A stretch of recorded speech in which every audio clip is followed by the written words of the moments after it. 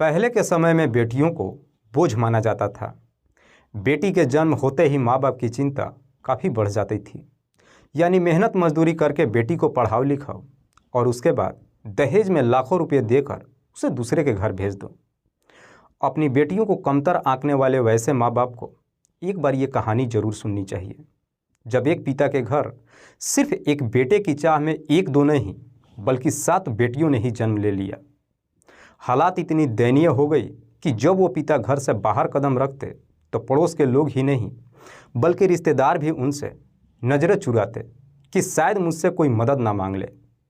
लेकिन समय ने करवट बदली और जब 7 बेटियां एक साथ पुलिस ऑफिसर बन करके अपने घर आई तो वही लोग जो उसके पिता से नजरें चुराते थे आज उन्हें झुक करके सलाम करते हैं।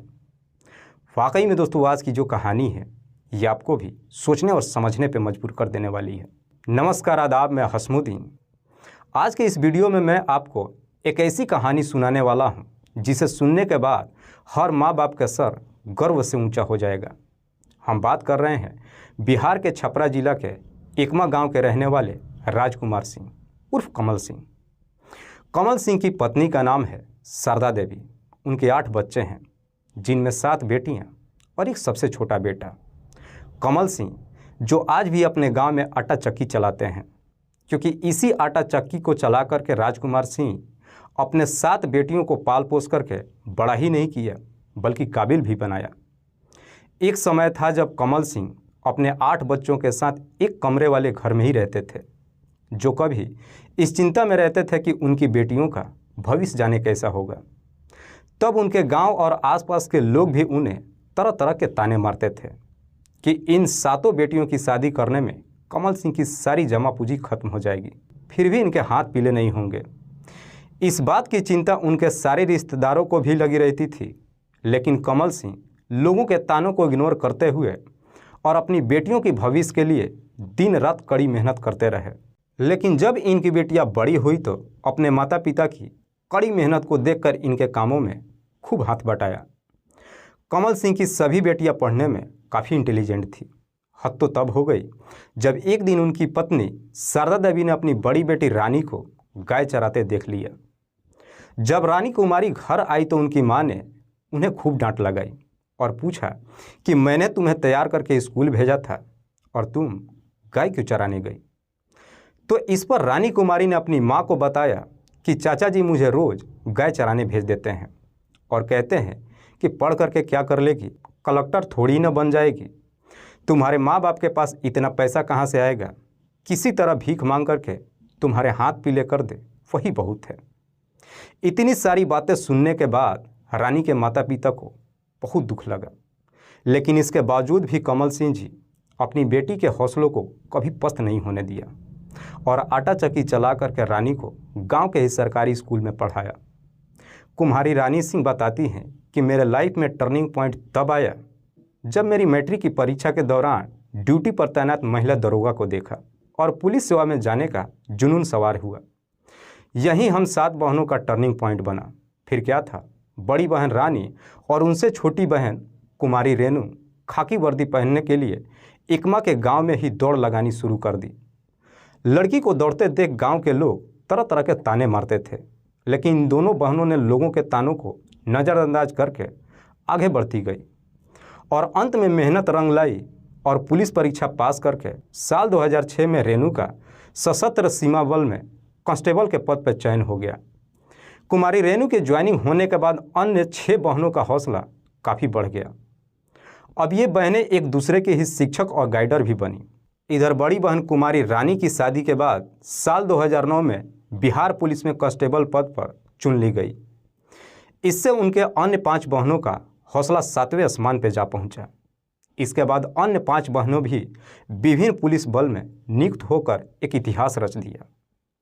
इस तरह से कड़ी परिश्रम के बल पर 7 बहनों ने पुलिस परीक्षा पास करके अपने सपनों को हकीकत में बदल दिया और देश की सेवा में लग गई और अपने पिता कमल सिंह जी का सर गर्व से ऊंचा कर दिया। जो लोग इन 7 बेटियों को कभी ताना मारते थे, उनका मुंह हमेशा हमेशा के लिए बंद कर दिया। आज ये 7 बहनें सिंह सिस्टर के नाम से जानी जाती है। कमल सिंह जी 10वीं पास है, जबकि उनकी पत्नी शारदा देवी मात्र 8वीं तक पढ़ाई की है। इनका ईश्वर से प्रार्थना है कि मुझे युगों युगांतर तक इन्हीं बेटियों का ही साथ मिले। कमल सिंह जी अपनी परिस्थितियों को कभी भी अपने ऊपर हावी नहीं होने दिया और लगातार उन परिस्थितियों में लड़ते रहे, जिसके बदौलत इनकी 7 बेटियां आज पुलिस सेवा में हैं। कमल सिंह जी की 7 बेटियों में सबसे बड़ी रानी कुमारी सिंह बिहार पुलिस जिला रोहतास में तैनात है। दूसरी बेटी रेणु कुमारी सिंह एसएसबी गोरखपुर में है। तीसरी बेटी सोनी कुमारी सिंह सीआरपीएफ दिल्ली में पोस्टेड है। चौथी बेटी प्रीति कुमारी सिंह क्राइम ब्रांच जहानाबाद में कार्यरत है। 5वीं बेटी पिंकी कुमारी सिंह मद्य निषेध पुलिस जिला मोतिहारी में है। 6वें नंबर की बेटी रिंकू कुमारी सिंह बिहार पुलिस जिला सिवान में, जबकि सबसे छोटी बेटी नन्ही कुमारी सिंह जीआरपीएफ पटना में तैनात है। राजकुमार सिंह उर्फ कमल सिंह को कभी इन्हीं बेटियों की वजह से लोगों के न जाने कैसे कैसे ताने सुनने पड़े थे, लेकिन आज इन बेटियों की कामयाबी को देख करके लोग उनकी समाज में इज्जत ही नहीं करते हैं, बल्कि उनकी तारीफ ही करते नहीं थकते हैं। हालांकि आज भी कई लोग ऐसे हैं जो उनकी बेटियों की कामयाबी को देख उनसे पूछ देते हैं कि आपने बेटियों की पुलिस सेवा में जाने के लिए कितने पैसे दिए हैं।